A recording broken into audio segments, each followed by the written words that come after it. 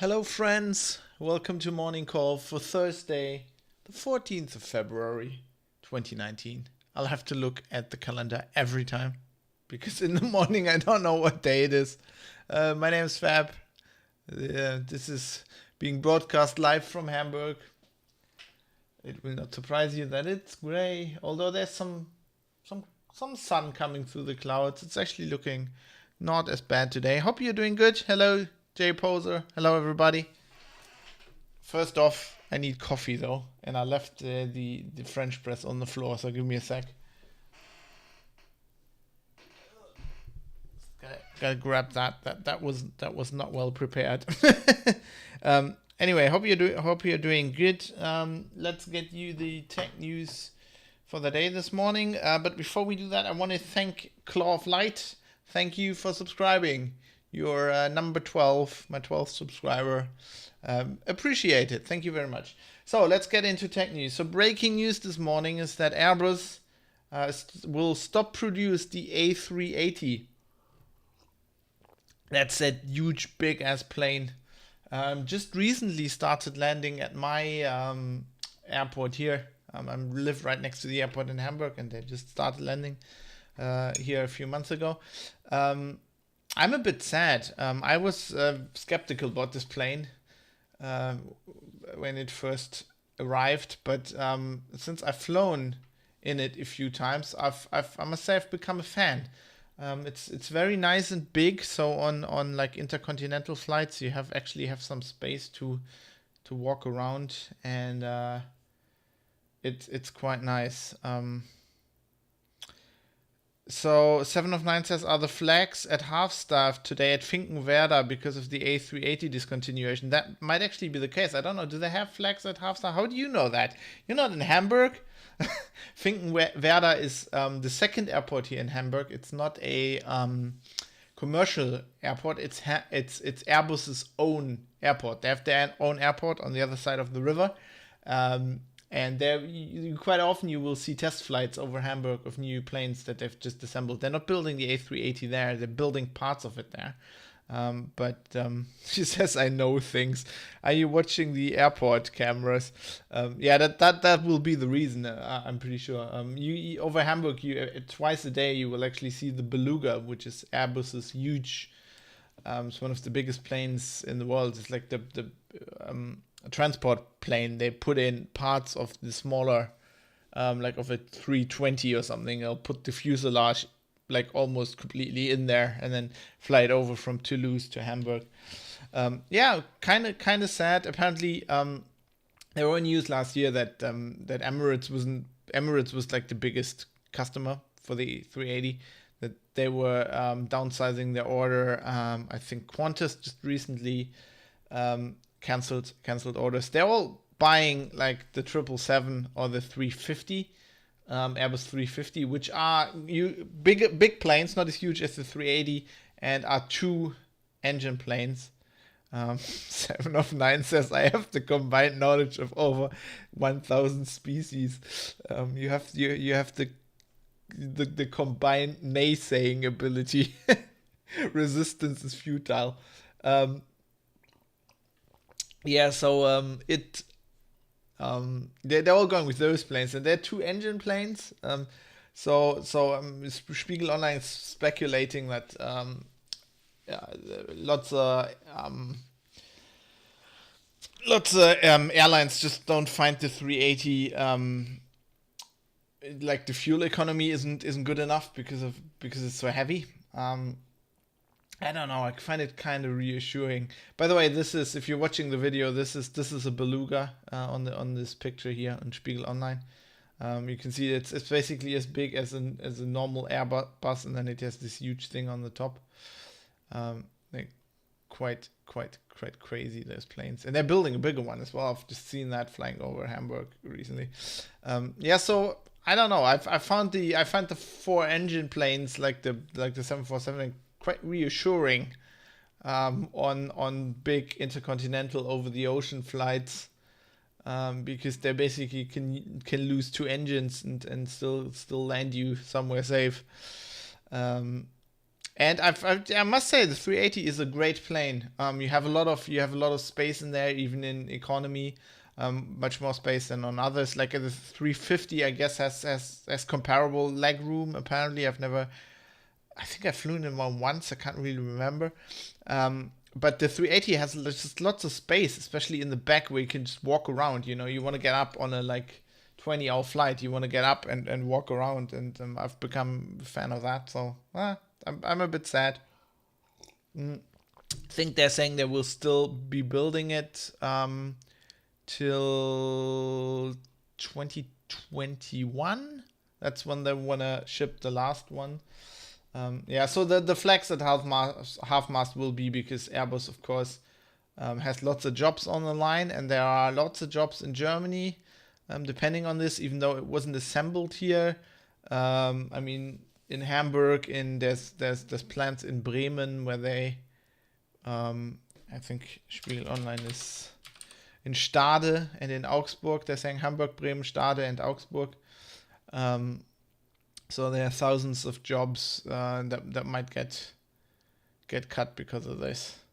It's all a bit sad. Anyway, let's get into more harder tech news here on the next topic. Because speaking of things that are being cancelled, well, this isn't really being cancelled, but not completely, but it's basically being cancelled. So Google says they are going to downsize their involvement or their plans for Android things massively. So Google had unveiled years ago this at Google I/O. This is going to be our Internet of Things platform. It's going to run on everything, on toasters, fridges, based on Android, and it looks like not that many people were using it. It took them, I think, 2 years to deliver it. And it's also been, The Verge saying also only arrived in a small number of speakers and displays. And this is basically what they're saying they're going to use it for now. Just internet connected speakers and like displays, like the Google Home thing, I guess. They were originally planning this for everything, like gadgets, robots, art installations, 3D printers, but it just looks like it hasn't taken off. I never really saw the wisdom in using Android for this. I mean, using a Linux base, sure, makes complete sense. That's basically what most of the Internet of Things is running, but just Android seemed to me just like being built for a GUI, being built as a system that it's meant to be interacted with by the end user through a big screen or something like this. And Internet of Things is by its definition often the complete opposite. It often doesn't have a user interface, or just has like 2 buttons or something. So I found this interesting. I thought you'd want something that was designed for it. Maybe Android Things was that. I never really looked into it, but like the name and like their whole branding just suggested the complete opposite. Yeah. So anyway, that seems like it's dying. It's another project that Google's basically killing, which Google is doing a lot. So this is why people always like, oh, can we depend on Google still running this in 2 years? When they just announce a new project, Google does that just a lot. They're just the complete opposite from Microsoft, who just like has something that people like often people don't even use. Many people don't even use, but Microsoft just clings to it because we promised people we can't let this go. Reem says, but it's Java. It has to run everywhere. Yeah, but you can also just deploy Java on Linux. Have a more slimline platform. I don't know. I guess that is basically that. In the UK, I mean, we know the UK, they're being crazy currently with pretty much anything. Brexit being the most obvious example, but now they have just passed a law. 7 of 9 says the register. Yes, we're at that part of the show where I pull out the register. they're saying that they just passed a law. That was my phone, by the way. It's my wife sending me WhatsApps, and I didn't turn my phone off. They've just passed a law, or they updated the counterterrorism and border security bill, which already included passages that if you view terror propaganda, you get in trouble. Now they have now changed this. They originally wanted to make it so if you view it 3 times, it was like a 3-strike thing. Like if you view terror propaganda 3 times, you could be persecuted. And don't mistake this. This is not like some fine. We're talking possibly 15 years in prison. Now the law has been passed. Totally normal functioning democracy, says Jen Poser. Yeah, completely. This law has now been passed that if you view terror propaganda on the internet once, you can go to prison for 15 years. I mean, how dumb has a politician to pass a law like this? This is fucking stupid. Okay, so they're talking about, it's not any material. They're talking about obtaining information, quote, likely to be useful to a person committing and preparing an act of terrorism. Okay, makes sense. You don't want people to see that. I mean, I can't, in Germany we have dumb laws where like we outlaw symbols, I mean, we have some dumb laws. But this law is like completely fucking utterly insane. Because, I mean, I can now send somebody in the UK a bit.ly link to something I'll fire up Tor. I'll find some ISIS website, right? I'll get the link. I'll put it into bit.ly, and just an URL shortener, basically, and just send that to somebody in the UK and saying, oh, look at what your mama just posted on Facebook. They click on it, bam, they go to prison for 15 years. I mean, what the fuck? Okay, yes, they will be prosecuted, there will be a lawsuit, and then in court they can say, hey, this was some random guy from Germany who sent me this link. I have no fucking idea what that was. And they might get off, but the fact that would even go into court is just like incredibly dumb. I mean, it's hard to put in words how stupid you have to be to pass just a law. Even a country that is involved in something as ridiculously dumb as Brexit, even for that country, this is new levels of stupid. What's 7 of 9 saying? Can I say to my right honorable friend that he better not watch that mass beheading video even once? He may be sent behind bars. Yeah, pretty much. Order! Order! The right honorable gentleman did not mean to click on this link. I mean, what the actual fuck? I mean, the register, of course, not being... I'm not saying everybody in the UK is stupid. I'm just saying lots of the politicians are. Because, I mean, if you read the story on the register, they're like, obviously... They're not editorializing, but you can read through the lines that how stupid they think that is. Also, we have the UN's Special Rapporteur on Privacy, Joseph Kanatachi, has also slammed the plan, saying the rule risked pushing it a bit too much towards thought crime.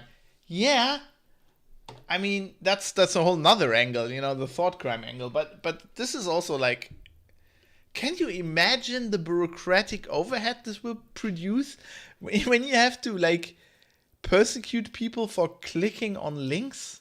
I mean, 7 of 9 says, do you want to see trolling? Do you want to trade the children to trade beheading videos? It will turn the frogs gay. Yeah, it'll turn the fucking frogs gay. Fuck it, we'll do it live. I can't even, I mean, oh god. See, I'm a person, I would even say, like, beheading videos are, like, not that bad.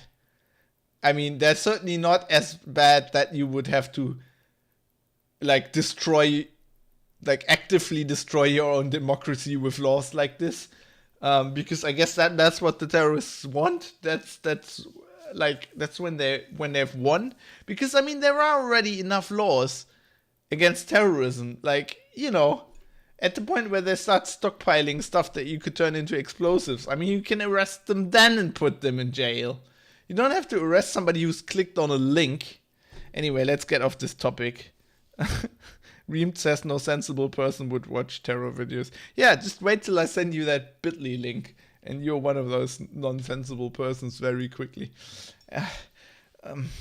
Anyway, did they have a clear distinction where a terror video starts? I'm not sure they have. Based on what I've read, I'm not sure they have any clue what they're doing.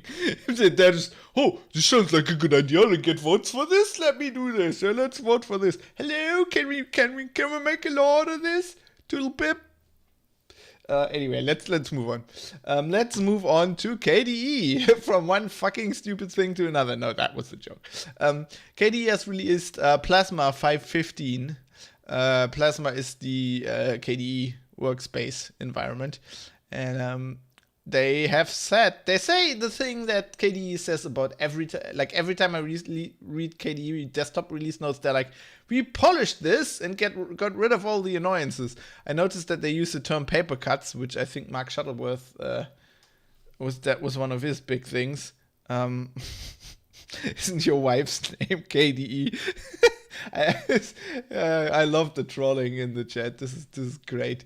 Yes, KDE. My wife KDE.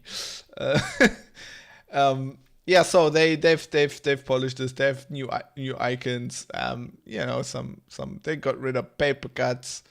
I just love if you read stuff like this. Open source release notes are so great because they're so detailed. There's like stuff like file names on desktop icons have now enough horizontal space to be legible, even when the icons are tiny, and easier to read when the wallpaper is very light colored or visually busy. Right, you can now read stuff. That's a great improvement. People are congratulating 7 of 9 for his KDE joke. Yeah, you'll. If you wouldn't have a VIP badge already, I'd give you one for that. That was a really good one. Probably the best one in the history of best trolling in the history of the show so far. What I also love is that so if you look under cross-platform integration, they're saying that Firefox 64 can now optionally use native KDE open and save dialogues. This is bleeding edge functionality that is not yet included in distributions. However, it can be enabled by installing XDE desktop portal, blah, and setting in Firefox. So cross-platform integration for KDE is like the browser, because it's not their browser, it's another platform. This is interesting because this is down to, so this desktop portal, this is down to Flatpak and Snap applications, because if you install Firefox as a Flatpak or Snap, it's so sandboxed that it will usually not be able to read like the configuration file of the Plasma desktop, and so they had to come up with a way. They didn't want to give it the full access to the full KDE Globals configuration file, so they had to come up with a way to read like the configuration it needs, like fonts, icons, widget themes, stuff like that. I find this interesting. Installieren Sie den Feuerfuchs als Flachpaket. Indeed, it's a Flachpaket. God, if you translate these things into German, it almost always sounds bad. Yeah, I find it interesting that they now have, because like now Linux is actually getting a packaging format that works across distributions. They need to change everything again to make it work with that, because it's, you know, more secure, better sandboxed. Anyway, if you're running KDE, this will be interesting. Also, nice icon overhaul there, and some good stuff if you're running KDE. Even though my wife is named that, I'm historically not a big user of KDE. Because we like the Register so much, another story from the Register I found hilarious. Apple has a insider trading watchdog program. Like they have this insider trading compliance program, right? And the lawyer, Gene David Leavoff, Apple's now former global head of corporate law. So he was Apple's head of corporate law, and he was also the head of their compliance program for insider trading. So he looked, I guess he checked that all the executives weren't doing like insider trading by accident. You know what they found? He was doing insider trading. So to quote the Register, the regulator claims Leavoff received confidential information about the tech giant's quarterly earnings as part of a review of draft materials and then used that information to buy and sell Apple shares. Leavoff did this not once, not twice, but 3 times, according to the SEC in its civil lawsuit against the executive. So the head of Apple's insider trading prevention program did insider trading. Isn't it ironic? Firefox is apparently working at making its browser better. Mozilla is not, like, I've been very dismayed with Mozilla recently because they seem to become just like a lobbying organization. They're doing like these Twitter posts harassing Facebook, and it's like they do all this. It's like, right, exactly, you got the reference there. So they are not only transforming themselves into a political lobbying group, they're still working to fix their browser, and they have announced, I found this actually quite interesting, that they are now using Clever Commit, which is a software that was developed at Ubisoft. And basically when somebody tries to commit a patch to version control, it's like this AI system, it's AI, that'll look for common programming mistakes. And then it'll say, well, you probably made this mistake. Do you want to check your commit before you want to commit? Actually, sounds interesting. I mean, Ubisoft, big gaming company, has to maintain code bases like Assassin's Creed, which must be an ass load of code, so to say. So they developed this tool. Mozilla is using it now. Interestingly, the division inside Ubisoft, which is like their R&D skunkworks, is called Ubisoft LaForge. I wonder if it's named after Geordie LaForge. So Jay Potter says, so what, like Linter? Yes, but AI. Apparently it's really good. And Mozilla is saying they want to also contributing to the development by providing programming language expertise in Rust, C++, and JavaScript, which is what they use for browser coding. Yeah, found that something interesting. I've talked recently about Metro Exodus, game that comes out tomorrow. It looks like it's great. Yeah, deep learning. It's very deep. It's deep. It's AI. It's a pattern. No, what would deep learning? What's the other boss? Machine learning. It's machine learning. Golem has Peter Steinlecher, a games journalist I very much respect. I used to read when I was a kid. Has published his review of Exodus, and it seems like it's a great game. Looks great.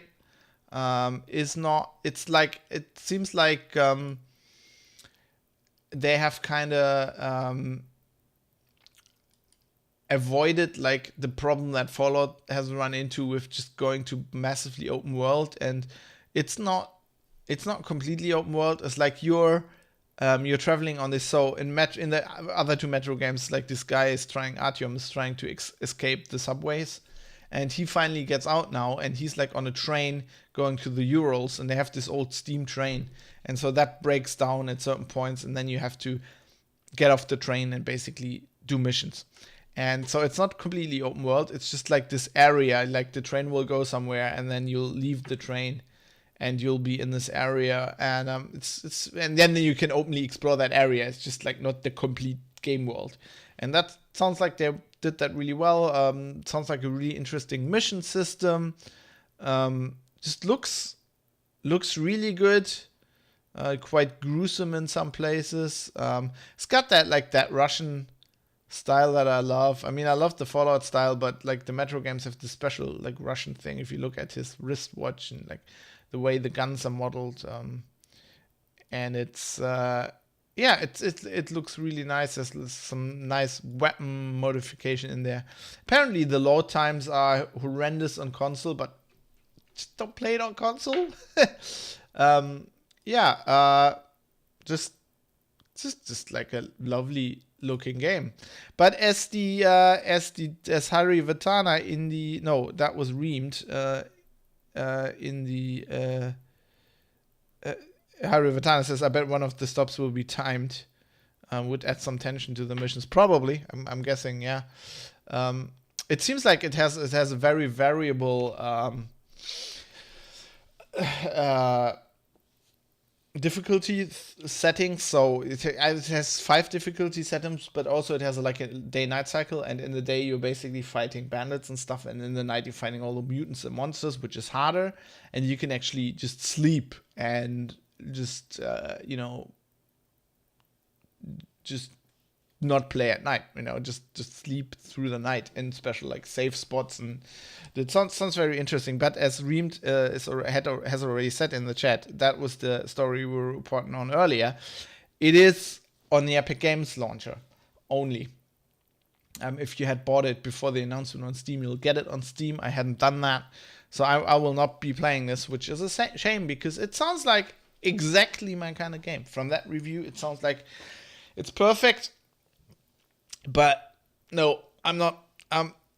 Epic launcher is a big no-go. I'm not a Fortnite player. It might surprise you to hear, but not for me. So I don't know. But if you wanna play it, sounds like a great game. Okay, and that's it pretty much. One last story before I leave you.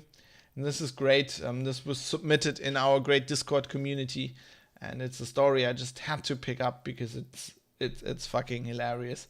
So a UK startup has created an app called Tudder. And Tudder is, hold on to your chair, Tinder for cows. It's like a breed for breeders. It's like for farmers. Like if you have cows or whatever, farm animals. I think currently it's just for cows. And you're looking for animals to breed them with. There's now an app called Tudder, which aims to bring, quote, moo love, says the startup that's creating it, to the animals. And you have a cow, you want to breed it, and you basically get like a listing of animals that are available for breeding, and then you can swipe them left or right. Yeah. Great story. Even Bloomberg having some fun here with the headlines. Okay, I'm just getting hung up here because Bloomberg is writing about Marcus Lampert, a farmer in the UK, in southwest of Wales, in Carmarthenshire. I don't know how you say that. This is, of course, the moment when we would need Mega Slippers to chime in here and tell us how to pronounce that bloody name. And a farmer in Carmarthenshire in southwest Wales has one pedigree beef shorthorn breeding bull listed on the app and says it's a lot easier to sell livestock online. Yeah, 7 of 9 says you get a lot of coffee ads. Well, it's Jakob's coffee. It's not my type, but this is a show that is that was renowned for me drinking coffee on it. So that's actually not a bad ad. That's actually well targeted. I don't mind coffee ads. Like that fucking Nazi shirt ad I had the other week or the other day. It's like that. That's just like, I don't mind ads. You know, I don't mind targeted ads if they're actually targeted at me. But that, like, I'm not buying like patriotic German shirts. Like, what the fuck? I mean, I'm a historian. I'll be looking at the shirt and was like, oh god, they did a spelling mistake, or wait, they can't use a long S. What the fuck are these guys doing? But coffee, I'm down with that. Yes, very on brand. Anyway, cow Tinder, isn't that something? Isn't that a great achievement for technology? I'll leave you with that. I'll have some more coffee here. I need one of the ASMR microphones and just do like coffee pouring live on the show. Anyway, I hope you have a great day. It's Thursday. Remember, 2 more days to go. Almost got the week down, and then you can go drinking again on the weekend or whatever you're doing. So the only patriotic German shirt is the sausage maker's apron, says 709. Classical Southern German approach there. I would buy a fishmonger's apron here. We need grinder for butchers. It's in the minced meat app. Anyway, I gotta stop the show. This is getting ridiculous and we're way too long. Thanks for everybody interacting in the chat. It's been lovely. Thanks for everybody who's subscribed and helping me out running this every morning. I hope you have a great day, and I'll see you with one more show for this week on Friday tomorrow with more tech news. Until then, go swipe left on your cows. Is that actually left? I don't know. I've been in a relationship for way too long. Have a good day. Goodbye.